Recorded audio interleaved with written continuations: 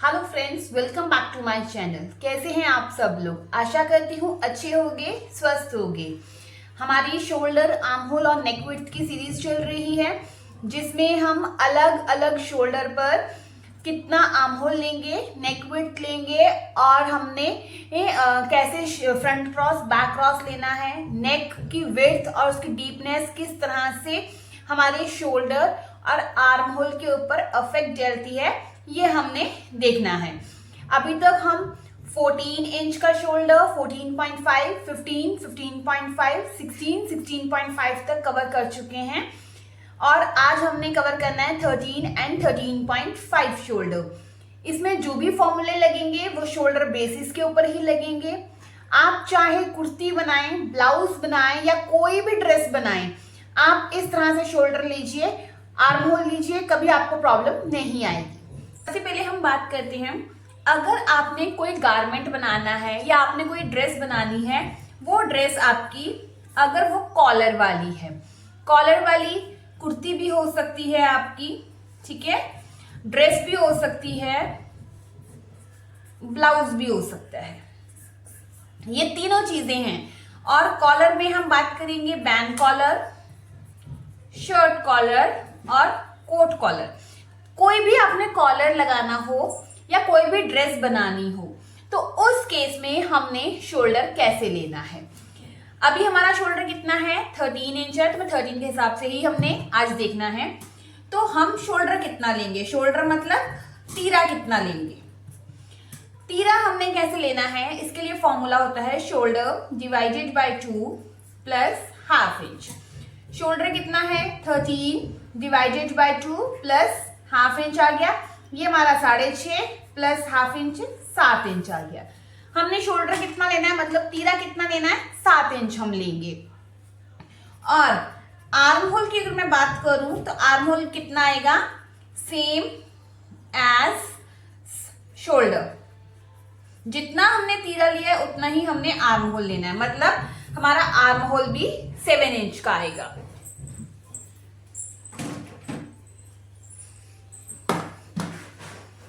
इतना क्लियर हो गया। अब मैं आपको बताती हूं कि हमने शोल्डर स्लोप कैसे लेनी है। शोल्डर स्लोप के बारे में अगर बात करूं तो उसका जो फॉर्मूला होता है शोल्डर डिवाइडेड बाय 12। किसी का कितना भी शोल्डर हो उसको हमने 12 से डिवाइड कर देना है। तो 13 डिवाइडेड बाय 12 कितना आएगा हमारे पास, 13 डिवाइडेड बाय 12 1.0, यानी कि हम 1 इंच ले लेते हैं। इतना क्लियर हो गया। अब आप पहले इसकी ड्राफ्टिंग देखिए, फिर मैं आपको आगे एक्सप्लेन करती हूँ कि इसमें क्या चेंजेस आएंगे। देखिए, मान लीजिए जैसे ये आपका कपड़ा है, आपने कॉलर वाला नेक बनाना है, तो आप यहां से शोल्डर कितना लेंगे, 7 इंच। ये 7 इंच आ गया। यहां से आर्म होल भी हमने 7 इंच ले लिया, ठीक है। यहां पर आपकी फिटिंग का निशान है और आगे आपका बाकी निशान आएंगे। इतना हो गया। जब भी हम शोल्डर बेसिस, ये क्या है, शोल्डर बेसिस, जब भी हम शोल्डर बेसिस पर फॉर्मूला लगाते हैं तो हमने ये जो शोल्डर स्लोप देनी है ये बाद में देनी है। अब मैं यहाँ पर शोल्डर की स्लोप दूंगी। यहाँ पर नेक की विड्थ होगी, कितनी होगी वो मैं अभी आपको आगे बताऊंगी। मान लीजिए इतनी नेक की विड्थ है और यहाँ से फिर मैं 1 इंच की स्लोप दूंगी, तो ये मेरा पोर्शन कट होगा। पहले मैंने क्या किया था, 7 इंच का ये जो आर्म होल नापा है, यहां से लेकर यहां तक 7 इंच है। बाद में मैंने शोल्डर की स्लोप दी है। अब कई लोगों का डाउट होता है कि हमने कई वीडियोस में देखा है कि शोल्डर स्लोप पहले देते हैं और बाद में आर्म होल लेते हैं, और आप उल्टा कर रहे हैं। ऐसा कुछ नहीं है। जो फॉर्मूले होते हैं, अगर आप शोल्डर बेसिस पर फॉर्मूला लगा रहे हो तो शोल्डर की जो स्लोप है वो आपने बाद में देनी है। अगर आप चेस्ट बेसिस पर आर्म होल निकाल रहे हो तो पहले हम स्लोप देते हैं, उसके बाद हम आर्म होल निकालते हैं। इतना क्लियर है। तो हमारे जो फॉर्मूले हैं शोल्डर बेसिस पर है, इसलिए मैंने शोल्डर की स्लोप बाद में दी है। इतना क्लियर हो गया। अब हम आते हैं नेक की विड्थ पर। नेक की विड्थ जो है वो हमने कैसे डिसाइड करनी होती है, शोल्डर डिवाइडेड बाय 5।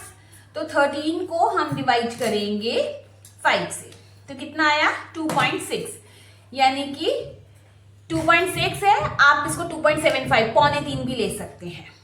ओके, तो अब आपकी ये जो नेक की चौड़ाई आएगी ये कितनी आएगी, आएगी 2.6 लेनी है तो 6 ले लीजिए, या 2.75 पौने 3 ले लीजिए। इतना क्लियर हो गया? इतना चौड़ा नेक आपके शोल्डर पर सही रहेगा। इससे ज्यादा लेंगे तो वो आपको प्रॉब्लम क्रिएट करेगा, या तो बहुत ज्यादा खुला हो जाएगा या फिर क्या होगा, आपका नेक गिरने की समस्या रहेगी, मतलब यहां से उठा उठा सा रहेगा। ठीक है, इतना क्लियर है? अब मैंने क्या कहा, देखो नेक विड्थ में भी मैंने शोल्डर फॉर्मूला लगाया, स्लोप में भी शोल्डर लगाया, शोल्डर तीरे में भी मैंने शोल्डर फॉर्मूला, आर्म होल भी शोल्डर बेसिस पे निकला, इसलिए हम इसको शोल्डर बेसिस के फॉर्मूले कहते हैं। अब यहाँ पर एक चीज ध्यान रखनी है आपने, हमने नेक कितना लिया, 2.75 लिया। नेक में जो फ्रंट नेक की विड्थ आएगी वो हम 3 इंच लेंगे, ये फिक्स है सभी के लिए, ओके, 3 इंच। और बैक नेक की जो है वो मैक्सिमम 1.5 इंच, 1, सवा 1, 1.5 इंच तक आप लेंगे, क्योंकि हमने यहाँ पे कॉलर अटैच करना है, तो इतना ही हमारा बैक नेक आएगा, इससे ज्यादा नहीं आता है। ठीक है, तो इस तरह से हमने शेप दे दी। अब हम बात करते हैं फ्रंट क्रॉस की एंड बैक क्रॉस की। जो हमारा बैक क्रॉस होता है, जैसे हमारा ये नेक है, हमारी बॉडी है, आर्म्स इस तरह से, हमारा ये जो हमारा बैक क्रॉस या फ्रंट क्रॉस है, ये कभी भी हमारे शोल्डर के हाफ से ज्यादा नहीं हो सकता है। हमारे शोल्डर का हाफ कितना आया, 6.5 हुआ, 13 के हिसाब से अगर हम शोल्डर लें तो ये आपका मैक्सिमम 6.5 आ सकता है अगर आपने यहां से शोल्डर नापा है। अगर आपने एकदम एंड टू एंड नापा है तो ये कम ही होगा, अगर यहां पर है तो भी आपका 6.5 से कम ही होगा शोल्डर हाफ करके। ठीक है, तो फ्रंट क्रॉस हो चाहे बैक क्रॉस जो है वो आपका हमेशा कम ही रहेगा आपके हाफ शोल्डर से। क्लियर है इतना? तो अब हमने क्या करना है, जब हमने यहाँ पर बैक क्रॉस और फ्रंट क्रॉस की शेप देनी होती है तो क्या करते हैं, ये हमने 7 इंच कैसे लिया था, हाफ इंच प्लस किया था ना, बट यहां से हम 6.5 पर मार्किंग करेंगे, यहां से नापेंगे चेस्ट लाइन के ऊपर और 6.5 पर मार्क किया। अब यहां से 7 इंच से हमने इस तरह से लाइन लेकर आनी है, ये आ गई, फिर हमने इसका मिड निकालना है और यहां से हमने, मान लीजिए चेस्ट की शेप है, यहां से हमने इसको यहां पर ज्वाइन कर देना, ये बैक क्रॉस। अब इस लाइन से ही आधा इंच और अंदर आएंगे और यहां पर हमने फ्रंट नेक की शेप देनी है, मतलब जो हमारी शेप आएगी वो 6.5 पर ही हमने दी है। ठीक है, ये आपने ध्यान में रखना है। इतना क्लियर हो गया? यहां पर मैंने आपको शोल्डर की स्लोप देनी भी दिखा दी, आर्म होल कैसे लेते हैं, फ्रंट क्रॉस, बैक क्रॉस और नेक भी बता दिया। अब हम आते हैं शॉर्ट नेक्स पर। शॉर्ट नेक में क्या होता है, शॉर्ट नेक हमारे 1 से 4 इंच तक आते हैं। यहां जब भी हम बात करेंगे तो वो कौन से नेक की बात करेंगे, बैक नेक की बात करेंगे। बैक नेक अगर हमारा 1 से 4 इंच है तो हमने क्या करना है, हमारा शोल्डर मतलब हमारा तीरा जो है उसमें ही फॉर्मूला चेंज होगा, आएगा शोल्डर डिवाइडेड बाय 2, मतलब 13 डिवाइडेड बाय 2 कितना आया, ये मान आया मेरा 6.5। अब मैंने जो अपना शोल्डर लेना है वो कितना लेना है, 6.5। अगर मैं बात करूं आर्म होल की तो आर्म होल कितना आया, आर्म होल भी सेम एज शोल्डर, तो कितना हो गया 6.5 इंच। क्लियर है इतना? तो आर्म होल भी मैंने कितना लेना है, 6.5 ही लेना है। अब हम बात करते हैं नेक विड्थ की। नेक विड्थ में सेम फॉर्मूला लगेगा, शोल्डर डिवाइडेड बाय 5, तो हमारा आया 2.6, आज इसको आप 2.75 भी ले सकते हो। शोल्डर स्लोप की अगर मैं बात करूं तो शोल्डर डिवाइडेड बाय 12, ये आया तुम्हारा 1 इंच, 1.08 था, अब 1 इंच ले लीजिए। इतना हो गया। अब देखिए दोनों में फर्क क्या था, सिर्फ और सिर्फ शोल्डर के फॉर्मूले में फर्क था, यहाँ पे हमने हाफ इंच प्लस नहीं किया, यहाँ पे हमने हाफ इंच प्लस किया था, इतना ही फर्क था। जब हम इसकी ड्राफ्टिंग करेंगे तो ये हमारा यहां से 6.5, आर्म होल भी 6.5, ठीक है, नेक हम 2.75 लेंगे और यहां से हमने 1 इंच डाउन करना है बाद में, ओके। और उसके बाद यहां से अगर आपका नेक 1 इंच का है तो आप 1 इंच पे निशान लगाइए, 2 इंच का है तो 2 पे मार्किंग कीजिए, 3 है तो 3 पे मार्किंग कीजिए, 4 है तो 4 पे मार्किंग कीजिए, वो आपकी चॉइस है। इतना क्लियर हो गया? अब हमने क्या करना है, यहाँ पर शेप देनी है। देखो जब हम फ्रंट और क्रॉस और बैक क्रॉस की शेप देंगे, यहाँ पर हमने अलग 2 बार लाइन लगाई थी, बैक क्रॉस के लिए भी लाइन लगाई थी, फ्रंट क्रॉस के लिए भी लाइन लगाई थी। बट यहाँ पर हम क्या करेंगे, बैक क्रॉस के लिए लाइन नहीं लगाएंगे क्योंकि ये हमारा शोल्डर ऑलरेडी हाफ है। तो हमने जैसे ये चेस्ट की लाइन है, यहीं से हमने बैक क्रॉस की शेप दे देनी है और फ्रंट क्रॉस के लिए आधा इंच अंदर आएंगे और यहां से हम फ्रंट क्रॉस की शेप देंगे। क्लियर है? तो हमने क्या देखा, फर्क कहां पे है, एक फ्रंट क्रॉस और बैक क्रॉस की शेप में और हमारे शोल्डर के फॉर्मूले में। इस तरह से आप फॉर्मूला लगाएंगे। अगर आपका शोल्डर 13.5 इंच होगा तो आपने यहाँ पे 13.5 inch divided by 2 plus half inch करना है और यहाँ भी आपने 13.5 डिवाइडेड बाय 12 करोगे, 13.5 डिवाइडेड बाय 5 करोगे, मतलब जितना आपका शोल्डर है उतने से डिवाइड करोगे। इतना क्लियर है? अब आती है मेन बात। जब हम लोग ये सारी ड्राफ्टिंग कर लेते हैं फिर हमने आर्म होल को चेक करना होता है। जब हम क्लाइंट का नाप लेते हैं तो हमने उसमें आर्म होल का नाप लिया होता है कस्टमर का, ये हमारा आर्म होल का नाप लेना जरूरी है।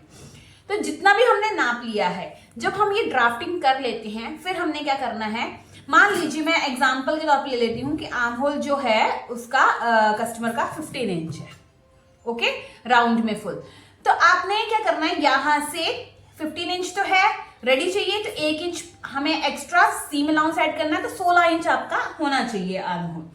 आप यहां से पहले बैक को नापेंगे और फ्रंट को नापेंगे और देखेंगे क्या 16 इंच आ रहा है। अगर 16 इंच आ रहा है तो आप ठीक हो और उसको कट कर सकते हो। यहां भी आपने चेक करना है, यहां भी आपने चेक करना है, दोनों केसेस में आपने चेक करना है, ठीक है। अगर आपका आर्म होल सही है तो आप दोनों को कट कर सकते हो, बट अगर आर्म होल जो आता है वो छोटा आता है, छोटा आएगा तो आपने क्या करना है, चेस्ट लाइन को नीचे शिफ्ट करना है। मतलब आपका आर्म होल 16 चाहिए, आपका आंसर आ रहा है 14 इंच, तो आप क्या करोगे, ये जो आपकी है ना लाइन, ये वाली, ये चेस्ट लाइन जो आपकी आ रही है जिसमें चेस्ट का नाप दिया है, इसको आप और नीचे कर दोगे और फिर यहां से शेप ऐसे दोगे। हो गया आर्म होल बड़ा आपका, ठीक है। उसके बाद अगर आपका आर्म होल बड़ा आ जाता है, मतलब आपको 16 चाहिए और 18 आ रहा है, तो आप क्या करोगे, चेस्ट लाइन को ऊपर शिफ्ट करोगे। मतलब अब लाइन कौन सी होगी, ये जो आपकी लाइन पहले थी अब ऊपर की तरफ चल जाओगे ताकि आपका आर्म होल थोड़ा सा ऊपर शिफ्ट हो जाए। समझ आ गई? चाहे आपका शॉर्ट नेक वाला केस हो, चाहे आपका कॉलर वाला नेक वाला केस हो, आपने आर्म होल जरूर चेक करना है। अब ये चेक करना क्यों जरूरी होता है, देखिए दुनिया में करोड़ों लोग ऐसे होंगे जिनका शोल्डर 13 या 13.5 इंच होगा, बट किसी की चेस्ट हैवी होगी, किसी की चेस्ट नॉर्मल होगी, किसी का बाजू हैवी होंगी, किसी के शोल्डर हैवी होंगे, कहीं ना कहीं बॉडी के स्ट्रक्चर में डिफरेंस हमें मिलेगा ही। तो अगर बॉडी के स्ट्रक्चर में डिफरेंस होगा तो आर्म होल में डिफरेंस आता है, ठीक है। इसी वजह से हमें ये आर्म होल को चेक करना जरूरी होता है और लाइन को शिफ्ट करना जरूरी है अगर हमारा आर्म होल सही नहीं आ रहा है। अगर आप कहोगे कोई एग्जैक्ट फॉर्मूला ही हम दे दें, तो चेस्ट का फॉर्मूला होता ही है, शोल्डर बेसिस पे फॉर्मूला होता ही है, पर हमें कहीं ना कहीं थोड़ी सी एडजस्टमेंट जरूर करनी होती है क्योंकि हर एक लोगों का बॉडी का स्ट्रक्चर सेम ना होने की वजह से। क्लियर है इतना? तो इस तरह से हमने क्या करना है, 13 और 13.5 के केस में कॉलर वाली कुर्ती बना रहे हो या शॉर्ट नेक वाले, हमने इस तरह से ही आर्म होल, शोल्डर, नेक विड्थ लेनी है। अब एक चीज और, अगर आपने कोई ऐसा गारमेंट बनाया है जिसमें आप आर्म होल में डार्ट भी डाल रहे हैं, तो फ्रंट में जब आप आर्म होल में डार्ट डालेंगे ना, जैसे यहाँ पे आर्म होल में डार्ट आती है, तो जब डार्ट को बंद करोगे ना तो फ्रंट आर्म होल की शेप जो है वो बिगड़ जाती है। तो आपने उसको रीशेप जरूर करना है। रीशेप करेंगे तो वो ऑटोमेटिकली इक्वल आ जाएगा। रीशेप करना बहुत जरूरी है, अदरवाइज आपका आर्म होल की शेप सही नहीं आएगी, ठीक है। तो पहले आप डार्ट डाल लीजिए, उसके बाद आर्म होल को दोबारा से अच्छी सी शेप दे दीजिए। इतना क्लियर है? अब यहाँ पर एक और चीज जो आप लोग बहुत डाउट पूछते हो कि अगर मेरा फ्रंट का नेक 7 इंच है, बैक का 4 इंच है, तो मैं अलग अलग पल्ले कट करूं या एक जैसे? देखिए, हम जो कटिंग कर रहे हैं वो शोल्डर बेसिस पर कटिंग कर रहे हैं, तो इसमें बैक और फ्रंट दोनों एक साथ कट होंगी। मतलब आपने इस तरह से ये बैक का पल्ला होगा। जैसे मान लीजिए ये 2 मैं पेजेस ले लेती हूँ, ये आपका बैक साइड है, ये आपका फ्रंट साइड है। जब आप कटिंग करेंगे इस तरह से यहाँ पर नाप लेंगे तो एक साइड आपकी बैक की कट हो रही है, एक आपकी फ्रंट की कट हो रही है। तो ये यहाँ पर आपका फ्रंट नेक जैसा मर्जी हो, बैक नेक जैसा मर्जी हो, हमने सिर्फ देखना है बैक नेक को, और बैक नेक के अकॉर्डिंगली हमने सारे फॉर्मूले लगा देने हैं। ठीक है, बैक नेक अगर शॉर्ट है तो शॉर्ट वाले फॉर्मूले लगा कर आपने आर्म होल वगैरह सब कुछ लेना है। अगर आपका कॉलर वाला कुछ है तो आपने ये वाले फॉर्मूले लगा देने हैं और फिर अपना गारमेंट तैयार करना है। क्लियर है? आई होप आपको ये वाली वीडियो अच्छी लगी होगी, समझ आई होगी, कोई डाउट नहीं रहा होगा। इन केस अगर कोई डाउट हो तो आप मुझसे कमेंट करके पूछ सकती हैं।